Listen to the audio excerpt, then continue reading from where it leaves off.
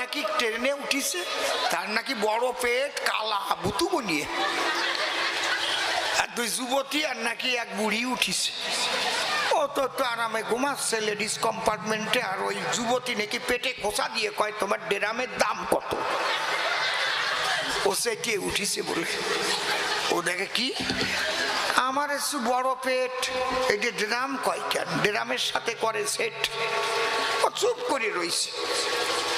আর একজন নাকি খোঁচা দিয়ে কয় আরে এই ড্রামটার দাম কত। ওর নাকি লুঙ্গি পরা, তা আবার আন্ডার ছাড়া। এ কোয়া যায়? এইরকম খারাপ কথা মানুষের সামনে কোয়া যায়?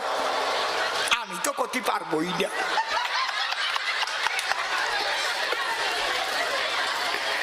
যেই কইছে তোমার এই ড্রামের দাম কত, ও নাকি লুঙ্গি উঁচু করিয়ে কয় বোঝো নাই, নল সহ 14 টাকা। কি খবর?